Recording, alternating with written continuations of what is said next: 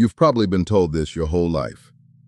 Your brain peaks in your 20s, and after that, it's a slow decline. Every birthday, a little duller. Scientists just spent 3 years testing that idea on almost 4,000 people, from 19 years old to 94. And the result breaks the whole assumption. Here's the story we've all absorbed. Brain like hardware. Wiring locks in by your mid-20s. And from there, it's maintenance, not growth. It's why we say things like senior moment and treat forgetting your keys at 60 as a diagnosis instead of a Tuesday. That belief isn't just cultural noise. It shaped decades of medicine and public health policy. The assumption was, you can slow the decline, but you can't reverse it. There's a ceiling, and after 25, you're already under it. So a team at the Center for Brain Health at UT Dallas decided to actually test that. Not with a 6-week study. 3 years. Almost 4,000 adults. The full spread of adulthood. 19 to 94. They didn't just measure memory or IQ. They built something called the Brain Health Index, and it tracks 3 things. Clarity, that's your cognitive function, the classic stuff. Connectedness, your social and purpose-driven engagement. And emotional balance, your actual mental well-being. The intervention itself is almost insultingly simple. 5 to 15 minutes a day. Brief training activities, strategy exercises, lifestyle nudges, a bit of personalized coaching, and ongoing tracking so people could see their own number move. That's it. No brain training arcade, no supplements, no biohacking. 15 minutes tops. Here's the part that actually breaks the old model. Every single age group improved. Not the young ones improved and the old ones held steady. Everyone. And there was no ceiling, no point where the researchers could say, okay, this is as good as it gets. The people who started with the lowest scores improved the most. Think of it less like a muscle that peaks and atrophies and more like a bank account that compounds. It's not about one big workout.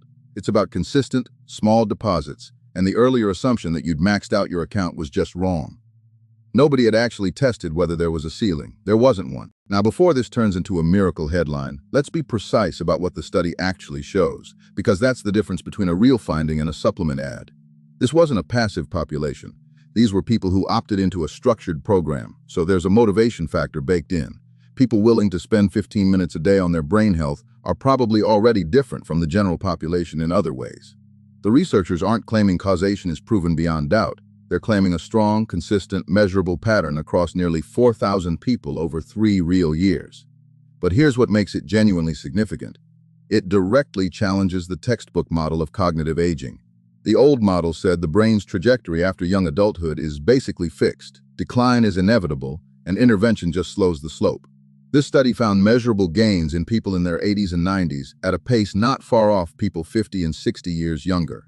And notice what they were actually measuring, not just puzzles and recall. Connectedness and emotional balance were part of the score too. Which means the workout for your brain isn't just Sudoku, it's also whether you feel like your life has purpose and whether you're socially engaged. That's a very different picture of brain health than do more crossword puzzles. So what does 15 minutes a day actually look like? Based on the intervention, short, structured mental exercises, a bit of tracking so you can see your own number, and, this is the part people skip, genuine attention to your social connection and sense of purpose, not just brain teasers in isolation. The headline isn't do more puzzles, it's that the ceiling you've been told exists, the idea that your brain is basically finished changing by your mid-20s, doesn't hold up under 3 years of real data on almost 4,000 people. Your brain is less like a device with a fixed spec sheet and more like something that responds to how you actually use it at every single age they tested. If that reframes how you think about aging, or someone in your life who's convinced their best years are behind them, that's exactly the kind of finding worth sitting with. This channel exists to find results like this, ones that actually overturn what we assumed was settled. So if that's useful to you, subscribing means you catch the next one.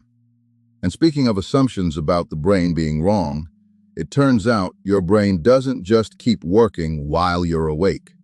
There's new research showing it's still processing language and predicting what you're about to hear while you're fully unconscious under anesthesia. That one's next.